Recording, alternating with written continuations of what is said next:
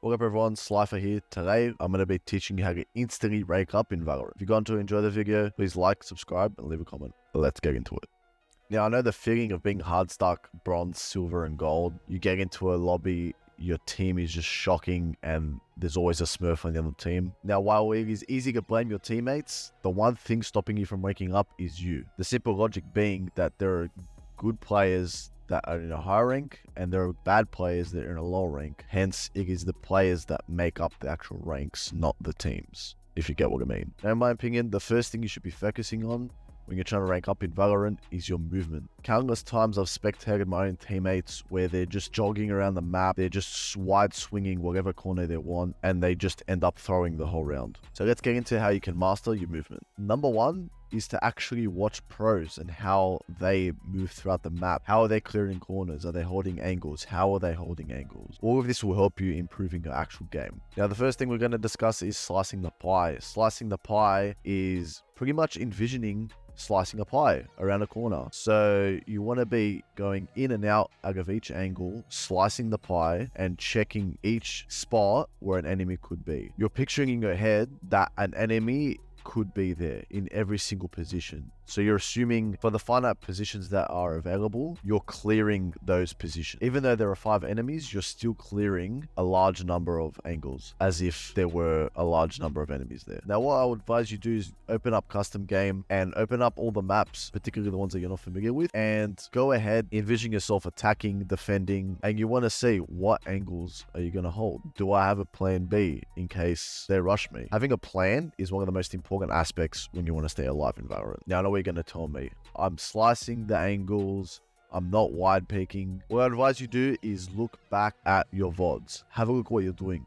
Compare your VODs to professionals and you will instantly point out what's wrong. One common mindset I have in game to improve is to envision myself as a professional and only do things that a professional would do. A professional is not going to throw a game. He's not going to go flash himself. He's not going to wide swing into mid without any abilities. These sort of things would get triggered in your head over time and you'll instantly be able to improve in your gameplay. Now, another thing that comes into movement is only peeking a specific angle when you have information. All the time I see people wide swinging angles when they have no info. Info is a huge part of this game, and without it, you're pretty much throwing the game. In addition to slicing the pie, we're going to talk about the different types of peeks that are used to clear these various angles. Now, the first type of peek we have is the short peek. So this is typically reserved if you're clearing very tight angles and you literally have no info and you're trying to gain space for your team. The second type of peek is the wide swing, where I see a lot of people mistakenly wide swing into a bunch of angles that they're not supposed to be exposed to. You only want to be exposing yourself to one angle at a time, as we said, slicing the pie. If you ever see yourself getting one tapped out of nowhere and you think you have no time to shoot, it is because you're not slicing the pie properly. You only want to wide peek an angle if you know that the enemy is there and you have good crosshair placement for you to just instantly click on their head. Next is Ferrari peek, which you can either do with a raised satchel or just simply wide peek, except it is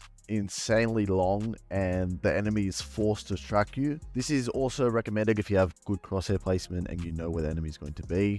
Otherwise, you're just gonna get killed. Now, there are 2 other kinds of peeks that you use typically with your knife out, so you are quicker peeking the angle. The first wave is jiggle peek. So that's when you're very, very slightly moving back and forth on a corner. So the enemy, when they do see you, they have no time to shoot you. Now, you also want to keep in mind how far away you are from the wall, as the enemy might peek his advantage. But that's for another whole different video. Now, the second type of peeking is jump peeking. You can jump peek around a corner, above boxes. There are multiple spots where you can peek and where it would be good. However, it is possible for you to get one tapped when you do peek above a box. If players are quick and they have their crosshair placement right at the right spot at the right time, they can one tap you. So just keep that in mind. So that pretty much does it for movement. As I said before, you want to look back at your own VODs and compare them to the pros. What am I doing wrong? What's so different about it? A lot of people think that aim is what sets you in the high ranks, and a lot of people forget about their movement.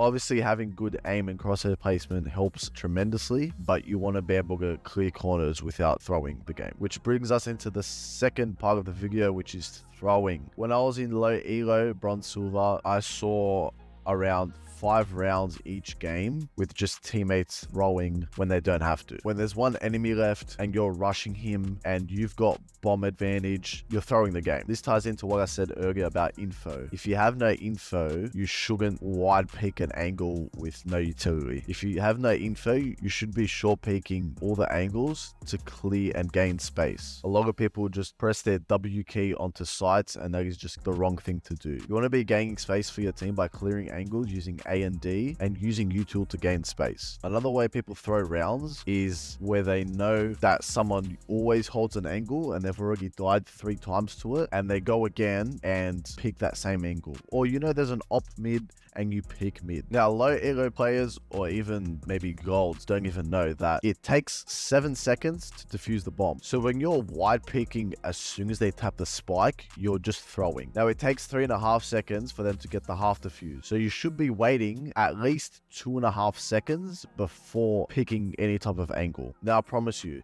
if you take all this into consideration, you'll be able to instantly rank up in Valorant. If you enjoyed this video, please let me know by leaving a comment down below. Leave a like and subscribe if you're new here. And I'll see you in the next one, guys. Peace.